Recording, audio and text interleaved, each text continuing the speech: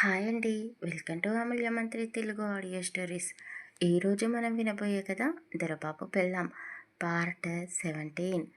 ఈ కథలోకి వెళ్ళబోయే ముందు ప్లీజ్ అండి మన ఛానల్ని సబ్స్క్రైబ్ చేసుకోండి. అలాగే కథ నచ్చితే లైక్ చేసి ఒక కామెంట్ చేయండి. ఇక కథలోకి వెళ్ళిపోదామా? చాలా రోజులైపోతుంది, తిట్టకండి.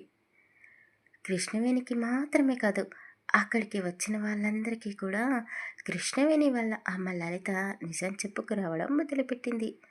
ఆవిడ అలా చెప్పడం మొదలుపెట్టిందో లేదో, కృష్ణవేణి వల్ల నాన్నగారు మహేంద్ర గారికి, తాతయ్య రమణయ్య గారికి కంట్లో రక్తం చుక్క లేకుండా అయిపోయారు.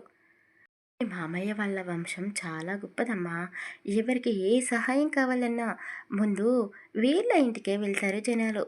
వీళ్ళది దొరల వంశం కదా, ఆ ధీమా ఎక్కడికి పోతుంది? వారసుడిగా పుట్టిన జై కూడా అంతే దర్జాగా ఉంటాడు. మీ మామయ్య గారు తప్పు చేయలేదమ్మా. మన కుటుంబమే నమ్మక ద్రోహం చేశారు. ఇద్దరు అక్క చెల్లెళ్ళు ఒకేలా ఉంటారు. మా ఇంట్లో ఉన్న ఆడపిల్ల ఒక్కరు కాదు ఇద్దరు అని బయట ప్రపంచంతో పాటు మీ మామయ్యకి కూడా నిజం చెప్పకుండా దాచిపెట్టారు. ఆయన ప్రేమించింది సుమతిని. సుమతి కూడా చలపతి అన్నయ్యని ప్రేమించింది. వాళ్ళ ప్రేమ చాలా పవిత్రమైనదమ్మా. అందుకే పెద్దలను ఒప్పించి పెళ్లి చేసుకోవాలని ఆశపడ్డాడు అన్నయ్య. మీ నాన్నతో మీ చెల్లెల్ని నేను ప్రేమిస్తున్నాను అని నిజం చెప్పాడు. వాళ్ళకి కూడా తెలుసు అతను ఇష్టపడింది సుగుణని కాదు సుమతిని అని. కానీ వాళ్ళు సుగుణని సుమతిలా మార్చేసి పెళ్ళికి అన్ని ఏర్పాట్లు చేశారు. ఇక్కడ సుగుణ చలపతి అన్నయ్యని అపార్థం చేసుకుంది. ఎంతైనా నేను ఒక ఉంచుకున్న ఆడదానికి పుట్టిన కూతురిని కదా, అందుకే నన్ను ప్రేమ పేరుతో వాడేసుకొని పెళ్ళి మాత్రం ఇంటి పేరు ఉన్న అమ్మాయిని పెళ్లి చేసుకుంటున్నాడు అని అనేసుకుంది. అందుకే అన్నయ్యతో ఆవిడ కూడా నిజం చెప్పలేక మౌనంగా ఉండిపోయింది. ఇద్దరికి పెళ్లి జరిగిన తర్వాత ఒక వారం రోజుల పాటు సుగుణ పుట్టింట్లోనే ఉండిపోయింది. అప్పుడే తెలిసింది తన ఆరోగ్య పరిస్థితి బాలేదు అని. హాస్పిటల్లో చెకప్ చేసిన తర్వాత నిజమే తెలిసింది. అదేమిటంటే ఆవిడ హార్ట్కి బ్లడ్ సర్క్యులేషన్ సరిగ్గా అవ్వడం లేదు అని. సర్జరీ చేసినా పెద్దగా ప్రయోజనం లేదు అని డాక్టర్లు చెప్పాడు. ఆవిడ ఉన్నన్ని రోజులు కాస్త సంతోషంగా జాగ్రత్తగా చూసుకుంటే చాలు అని డాక్టర్లు చెప్పడంతో మీ తాతయ్య రమణయ్య నానమ్మ బాలమని చాలా బాధపడ్డారు. ఆరోగ్యం బాగాలేని కూతురిని కాపురానికి పంపిస్తే ఆమె బ్రతకడం కష్టమని బాగా ఆలోచించారు. సుగుణ సుమతి ఇద్దరు ఒకేలా ఉంటారు కాబట్టి సుగుణ ప్లేస్లోకి సుమతిని అత్తారింటికి కాపురానికని పంపించారు. సుమతి మొదట్లో ఒప్పుకోలేదు.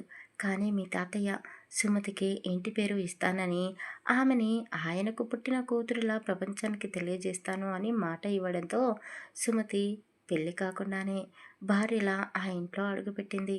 కానీ అక్కడికి వెళ్ళిన తర్వాత ఆమెకు అర్థమైంది చలపతి అన్నయ్య ప్రేమించింది సుగుణని కాదు సుమతినే అని. ఆమె కూడా అతన్ని ఎంతగానో ప్రేమించింది కాబట్టి అతన్ని బాధ పెట్టలేకపోయింది. ఎంతో ప్రేమగా ఇద్దరు ఒకటయ్యారు. ఒక 6 నెలలు అలా గడిచిపోయాయి. అసలు సుమతి ఒక్కసారి కూడా తిరిగి పుట్టింటికి రానే లేదు. చలపతి అన్నయ్య కూడా సుమతిని వదిలిపెట్టి ఒక్క నిమిషం కూడా ఉండేవాడు కాదు. వీళ్ళ జంట గురించి అందరూ మాట్లాడుకునే వాళ్ళే. అయితే మీ నాన్నమ్మకి సుమతి సంతోషంగా ఉండడం నచ్చలేదు. తాళి కట్టించుకున్న నా కూతురు హాస్పిటల్స్ చుట్టూ తిరుగుతుంది, తాళి కట్టించుకోకుండా అది అత్తారింట్లో రాజభోగాలు అనుభవిస్తుంది అని రోజు సుమతి అదృష్టాన్ని తలుచుకొని ఏడ్చేది. అయితే మనుషులకు గుణమెంతో రోగాలు అంతే అన్నట్టు సుగుణకి హార్ట్ ప్రాబ్లం ఒక్కటే కాదమ్మా, ఈసారి రిపోర్ట్లలో క్యాన్సర్ అని కూడా తేలడంతో ఇక సుగుణ జీవితం పైన ఆశలు వదిలేసుకుంది. ఇందులో సుగుణ తప్పేముంది? ఇంట్లో వాళ్ళు నిజం దాచిపెట్టి చలపతి అన్నయ్యతో పెళ్లి జరిపించారు. చలపతి అన్నయ్య మనసులో ఉన్నది సుమతి అని ఆమెకి నిజం తెలిసిన తర్వాత చాలా బాధపడింది. సుమతిని కలిసి క్షమించమని కూడా అడిగింది. కానీ ఆ దేవుడు మంచి వాళ్ళకి ఎప్పుడు కష్టాలని రాస్తాడు కదా. చిన్నప్పటి నుండి కష్టాలు అనుభవించిన సుమతి ఎక్కువ రోజులు ఆ అన్నయ్యతో సంతోషంగా ఉండలేకపోయింది. ఒక సంవత్సరం తిరిగే సరికల్లా సుమతి గర్భవతి అయింది. జై పుట్టాడు. వాళ్ళ ఇంట్లో సంతోషానికి అవధులు లేవు. ఇటు మీ నాన్నమ్మ కళ్ళల్లో నిప్పులు పోసుకుంది. దానికి తోడు మీ నాన్న చలపతి అన్నయ్యతో చిన్న చిన్న విషయాలకే గొడవ పడడం, విసుక్కోవడం మొదలుపెట్టాడు. ఆ గొడవలు కాస్త వాళ్ళ మధ్య దూరాన్ని పెంచేశాయి. సుమతి ప్లేస్‌లో సుగుణ ఉండి ఉంటే అసలు భర్తతో ఎప్పుడూ నిజం చెప్పేదే కాదేమో! కానీ సుమతి అలా కాదు. ఆమె అస్తిత్వం, ఆమె ఉనికి అతనికి చెప్పిన తర్వాతే ఇద్దరూ ఒకటయ్యారు. చలపతి అన్నయ్య ఆ విషయం గురించి ఎవరికీ చెప్పలేదు. గుళ్ళో మళ్ళీ సుమతి మెడలో తాళి కట్టాడు. అప్పటి వరకు తన పరిస్థితికి తలుచుకొని బాధపడిన సుమతి మనసు కాస్త కుదుటపడింది. ఇప్పుడు తనకంటూ ఒక భర్త, ఒక కుటుంబం ఏర్పడింది అని చాలా సంతోషంగా భర్తతో కాపురం చేసుకుంటూ ఇంట్లో వాళ్ళతో చక్కగా కలిసిపోయింది. జై పుట్టిన తర్వాత వాళ్ళకి చాలా కలిసి వచ్చింది. మీ నాన్న కూడా మీ తాతయ్య బాటలోనే నడిచాడమ్మా.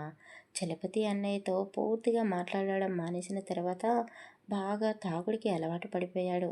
ఆ అమ్మాయిలతో తిరగడం మొదలుపెట్టాడు.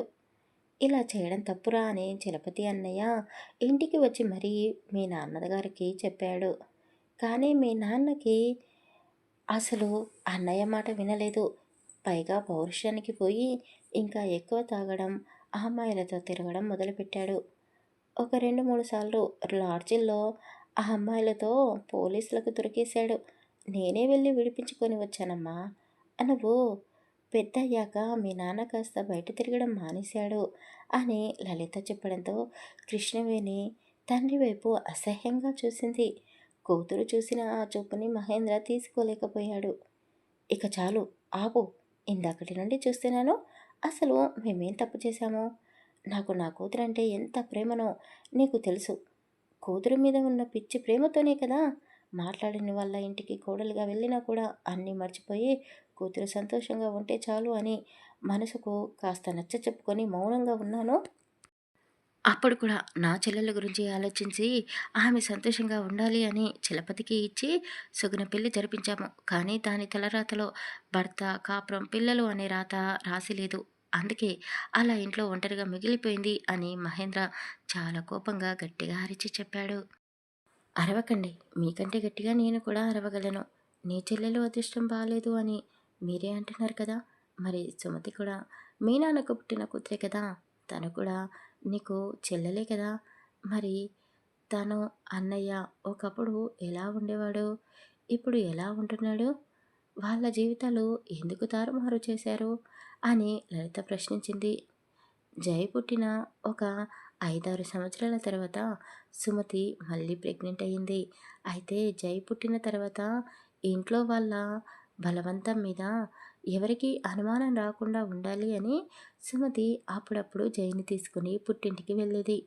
అప్పుడు సుగుణ జైని తన దగ్గరే ఉంచుకునేది. సుమతి జైని సుగుణకి ఇచ్చేసి తిరిగి ఇంటికి వెళ్ళిపోయేది. ఒక 10 రోజుల తర్వాత జై మామూలుగా తిరిగి వాళ్ళ ఇంటికి వెళ్ళిపోయేవాడు. చిన్నప్పుడు నువ్వు మీ బావ కలిసే ఆడుకునేవాళ్ళమ్మా. జై తర్వాత పుట్టినవాడే రాజాబాబు. మీ నాన్నకి జై వాళ్ళ నాన్నకి మాటలు లేవు. కానీ సుమతి, సుగుణ పెళ్ళికి ముందు అక్క చెల్లెల్లా ఉండేవాళ్ళే కాదు.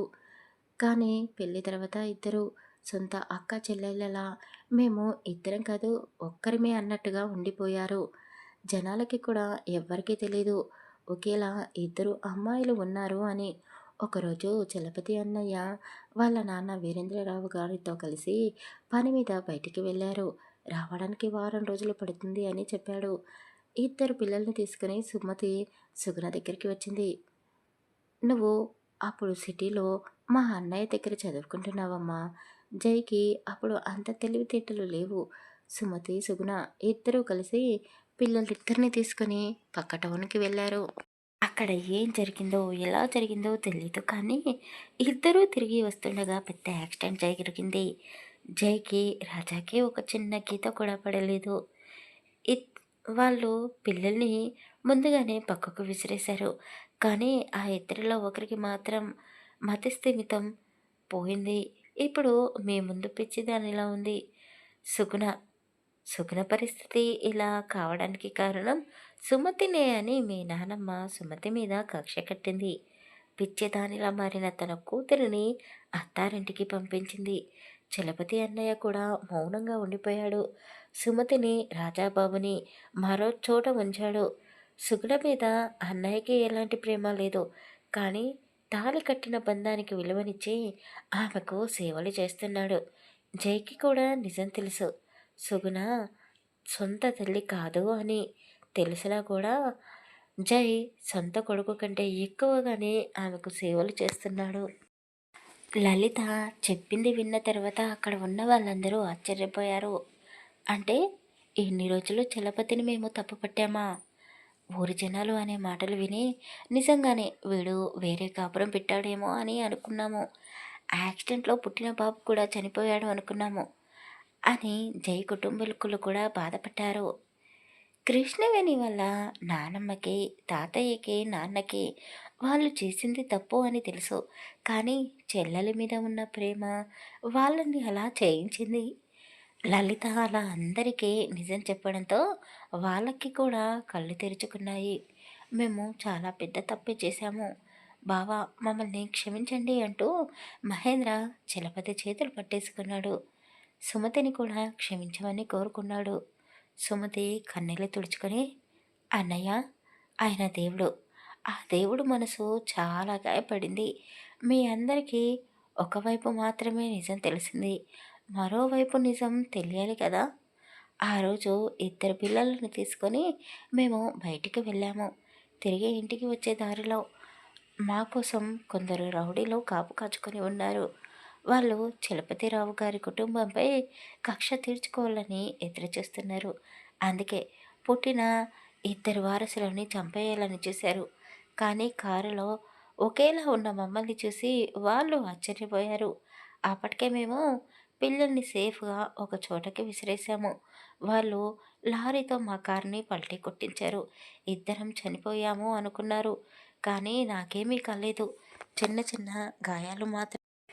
డ్రైవర్ అక్కడికక్కడే చనిపోయాడు. ఇక తన పరిస్థితి అలా మారిపోయింది అంటూ చిన్న పిల్లల గెంతుతూ ఉన్న సుగ్న వైపు చూస్తూ అన్నది. అన్నయ్య, నిన్ను నేను అన్నయ్య అని పిలవచ్చా అన్నయ్య అని సుమతి అడిగింది. అప్పుడు మహేంద్ర చాలా బాధపడుతూ సుమతి చేతులు పట్టుకొని, నన్ను క్షమించమ్మా, నువ్వు కూడా నా తోడబుట్టిన చెల్లెలివే. నాకు ఒక్కరు కాదు, ఇక నుండి ఇద్దరు చెల్లెళ్ళు ఉన్నారు అని అతను చెప్పడంతో సుమతి చాలా సంతోషపడిపోయింది. ఈ మాట యాక్సిడెంట్ జరగక ముందు చెప్పి ఉంటే నిజంగా సుమతి చాలా సంతోషపడేదేమో. తనకంటూ పుట్టిల్లు, అత్తిల్లు రెండూ ఉన్నాయని ఎంతగానో సంబరపడిపోయేది. కానీ ఇప్పుడు నువ్వు పుట్టిల్లు ఉంది, ఒక్కసారి ఇంటికి వచ్చి వెళ్ళమ్మా చెల్లి అని చెప్పినా కూడా అర్థం చేసుకునే పరిస్థితిలో తను లేదు అన్నయ్య అంటూ ఆవిడ ఏడవడం మొదలుపెట్టింది. ఏం మాట్లాడుతున్నావు సుమతి? నువ్వే కదా సుమతివి. మరి ఎందుకిలా మాట్లాడుతున్నావు అని అతను అడిగాడు. నీకు ఇంకా నా గొంతు కూడా గుర్తుపట్టలేదా అన్నయ్య? నేను సుగుణని. ఆ రోజు యాక్సిడెంట్లో పిల్లల్ని మాత్రమే కాదు మేము సేఫ్గా బయటికి విసిరేసింది సుమతి. నన్ను కూడా బయటికి తోసేసింది. ఆ కారులో డ్రైవర్ సుమతి ఇద్దరు మాత్రమే ఉన్నారు. డ్రైవర్ చనిపోయాడు. సుమతి లోయలో పడిపోయింది. మన ముందు పిచ్చిదానిలా ఉన్నది మీరు అనుకున్నట్టు సుగుణ కాదన్నయ్య, సుమతి. రాజాబాబు అప్పటికి తల్లి పాలు తాగుతున్నాడు. వాడి దృష్టిలో తల్లి అంటే నేనే. అన్ని రోగాలు పెట్టుకొని ఉన్న నేను బ్రతికే ఉన్నాను. వాడికి తల్లిలా మారాను. చలపతిరావు గారు ఒక ఇంట్లో మా ఇద్దరిని ఉంచారు.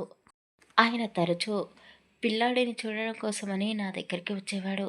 నాకు ఆరోగ్యం బాగుండదు కదా, అందుకే నన్ను రాజాబాబుని దగ్గరుండి చూసుకునేవాడు. సుమతిని తలుచుకొని రోజు బాధపడేవాడు. తాగితే అన్ని బాధలు మర్చిపోతాను అని ఇంట్లో కూర్చొనే తాగేవాడు. నరం లేని నాలుక ఎన్నో విధాలుగా మాట్లాడుతుంది.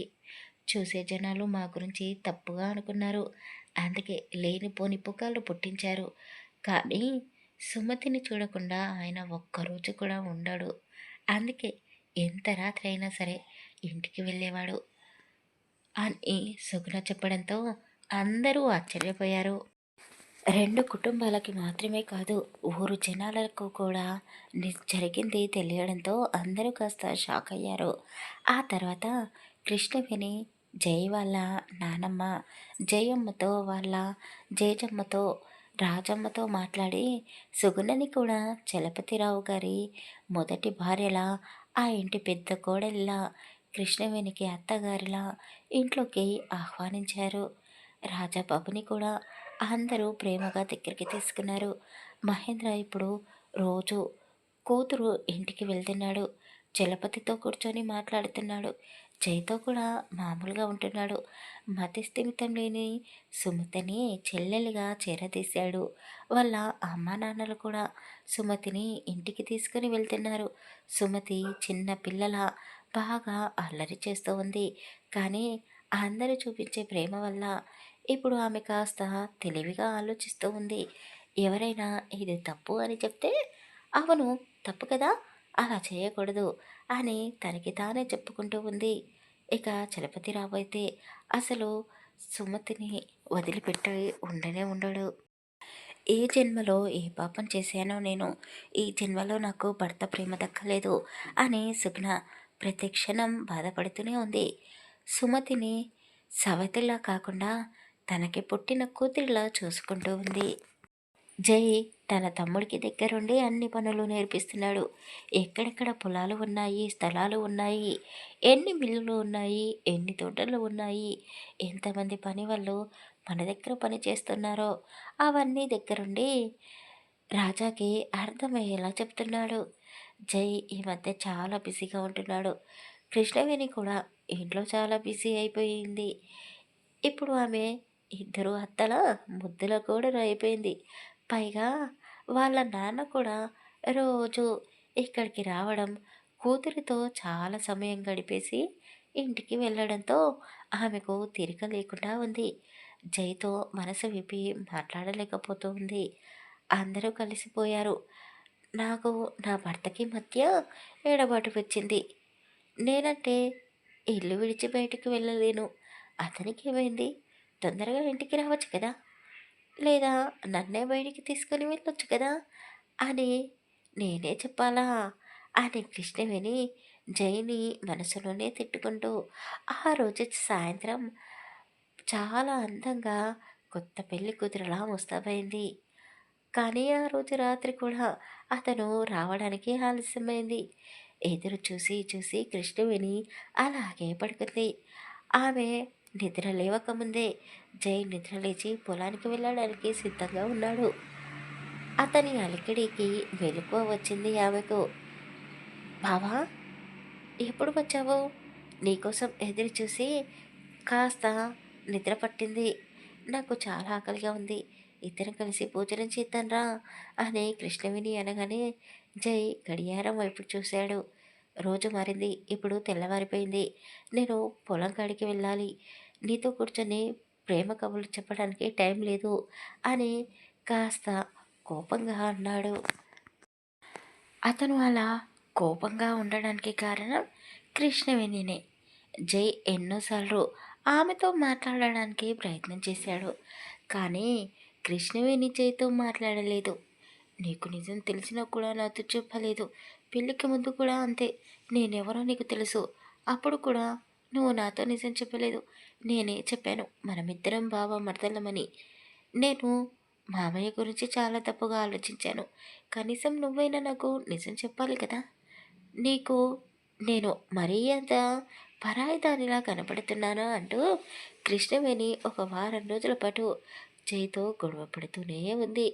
అతను ఎంత నచ్చి చెప్పాలని ప్రయత్నం చేసినా ఆమె మాత్రం అతన్ని పట్టించుకోకుండా ఇంట్లో లేనిపోని పెత్తనాలు వె- నెత్తిన పేసుకుని ఎప్పుడు ఫుల్ బిజీగా ఉండడం మొదలుపెట్టింది. దాంతో అతనికి కూడా కోపం వచ్చింది. నీకేనా పనులు ఉన్నాయి, నాకు బోలెడు పనులు ఉన్నాయి అంటూ అతను కూడా నిద్ర లేచినప్పటి నుండి రాత్రి పడుకునే వరకు పనులు చేస్తూనే ఉన్నాడు. ఆహా, అలసటతో ఇంటికి రాగానే అతనికి తొందరగా నిద్ర పట్టేది. జయ అలా కోపగించుకోవడం, ఆమెతో కోపంగా మాట్లాడడం కృష్ణవేణికి నచ్చలేదు. కాటుక పెట్టిన కళ్ళలోకి కన్నీళ్లు వచ్చి చేరాయి. ఆమె అతనికి ఎదురుగా నిలబడి, బావా, నేనంటే నీకు చాలా కోపం ఉన్నట్టుంది. ఒక చెంపదెబ్బ కొట్టి నీ కోపాన్ని తగ్గించుకో. అంతేకాని నువ్వు ఇలా నాతో మాట్లాడకుండా ఉండకు బావా, ప్లీజ్ అని కన్నీళ్లు పెట్టుకొని అడిగింది. ఆమె కళ్ళల్లో కన్నీళ్ళని చూడగానే అతని కోపమంతా కరిగిపోయింది. ఏయ్ పిచ్చిదానా, నిజంగా ఏడుస్తున్నావా? నీ మీద నాకు కోపం లేదు.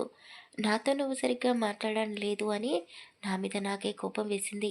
అందుకే ఇంటికి సరిగ్గా రాకుండా పొలం దగ్గరే ఉండిపోతున్నాను. నువ్వు నిద్రపోయాక ఇంటికి వస్తున్నాను. రాత్రంతా నిన్ను చూస్తూ ఉండేవాడిని. మళ్ళీ నువ్వు నిద్ర లేచిన తర్వాత నాతో మాట్లాడకుండా ఉంటావని నేనే ముందుగా బయటికి వెళ్ళిపోయేవాడిని. నీ మీద నేను ప్రాణాలే పెట్టేసుకున్నాను. నీతో మాట్లాడకుండా నిన్ను చూడకుండా నేను ఎలా ఉండగలనే అంటూ జై కృష్ణవేణిని దగ్గరికి తీసుకున్నాడు. ఆమె కూడా అతన్ని గట్టిగా వాటేసుకొని, సారీ బావా, నేను నిన్ను అర్థం చేసుకోలేదు. నువ్వు ఎంత బాధపడ్డావో.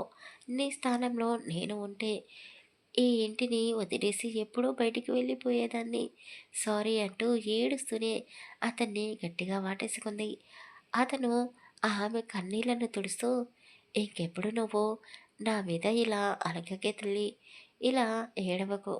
అయినా నీకు తోడుగా నేను ఉన్నన్ని రోజులు నీ వరకు నేను ఎలాంటి కష్టము రానివ్వను అని అతను అనగానే కృష్ణవేణి నవ్వుతూ, నేను కూడా కాస్త పొగరు చూపించాను కదూ నీ మీద. నువ్వు మాట్లాడితే నేనే మాట్లాడకుండా ముఖం తిప్పేసుకున్నాను. అలా చేయడం తప్పే కదా అని కృష్ణవేణి అమాయకంగా ముఖం పెట్టి అడిగింది. అతను నవ్వుతూ ఆమె నుదుటిపైన ఒక ముద్దు పెట్టాడు. ఈ దొరబాబు పెళ్ళామంటే ఆ మాత్రం పొగరు చూపించాల్సిందే అని అన్నాడు. ఇద్దరు చాలా సంతోషంగా కాపురం చేసుకుంటూ ఉన్నారు. 2 సంవత్సరాలు అలా గడిచిపోయాయి. సుమతి మెల్లిమెల్లిగా అందరితో కలిసిపోతూ ఉంది. ఇంట్లో వాళ్ళని గుర్తుపడుతుంది. భర్త చలపతితో నవ్వుతూ మాట్లాడుతుంది. ఇక జైని, రాజాబాబుని ఒక తల్లిలా చూసుకోవడం మొదలుపెట్టింది. సుగుణ కూడా సుమతికి తోడుగా ఉంటూ ఆమె నార్మల్ మనిషిలా మారడానికి చాలా ప్రయత్నాలు చేస్తూ ఉంది. ఇప్పుడు 2 కుటుంబాల మధ్య ఎలాంటి పగలు ప్రతీకారాలు లేవు. అందరూ సంతోషంగా కలిసిపోయారు. కృష్ణవేణి కడుపుతో ఉంది. అత్తింటి శ్రీమంతం, పుట్టింటి శ్రీమంతం ఘనంగా చేయించుకుంది. మరిది రాజాబాబుకి కూడా కృష్ణవేణి దగ్గరుండి మరీ పెళ్ళి పెద్దగా మారి రాజాబాబుకి పెళ్లి జరిపించింది. రాజాబాబు పెళ్లి తంతు పూర్తి అయిన తర్వాత కృష్ణవేణికి పెయిన్స్ రావడం మొదలయ్యాయి. వెంటనే ఇంట్లో వాళ్ళు ఆమెను హాస్పిటల్కి తీసుకుని వెళ్ళారు. జైకి కాళ్ళు చేతులు ఆడడం లేదు. అతనికి చాలా టెన్షన్గా ఉంది. కొద్దిసేపటి తర్వాత చిన్న పిల్లవాడి ఏడుపు సౌండ్ రావడంతో అందరి మనసులు కాస్త కుదుటపడ్డాయి. ఆ పుట్టిన పసికందును తెచ్చి జై చేతిలో పెట్టారు. ఆ బాబుని చూడగానే జైకి మాటలు రావడం లేదు. కళ్ళ నిండా పుట్టిన బాబును చూసుకున్న తర్వాత అతను కృష్ణవేణి దగ్గరికి వెళ్ళాడు. ఇప్పుడు నీకు ఎలా ఉంది అని అడిగాడు. చాలా నొప్పిని భరించాను, కానీ అమ్మను అయ్యాను కదా, చాలా సంతోషంగా ఉన్నాను. నన్ను అమ్మలా మార్చినందుకు నీకు నేను థ్యాంక్స్ చెప్పాలి అని కృష్ణవేణి అన్నది. బిడ్డ పుట్టినప్పుడు ఆమె ఎంత నొప్పిని అనుభవించిందో జై కల్లారా చూశాడు. ఇక చాలు, వీడు ఒక్కడు మాత్రమే చాలు, నువ్వు మళ్ళీ పిల్లల్ని కనకూడదు అని జై మొండిగా అన్నాడు. అయ్యా బాబాయ్, నీకు ఇష్టం లేకుండా నేను ఏ పని చేయను, నువ్వు చెప్పినట్టే వింటాను అని కృష్ణవేణి అన్నది. వాళ్ళ ప్రేమను చూసి అందరూ ఎంతగానో మురిసిపోయారు. జైకి కృష్ణవేణికి బాబు పుట్టడంతో ఇల్లంతా కలకలలాడుతూ ఉంది. రాజాబాబు భార్యను తీసుకుని సిటీకి వెళ్ళిపోయాడు. అతను అక్కడే సెటిల్ అయిపోయాడు. నెలలో ఒక 4 రోజులు మాత్రం అందరితో కలిసి ఉండడానికి ఊరికి వచ్చేవాడు. ఇలా అందరి సంతోషాల మధ్య ఈ కథ పూర్తయింది.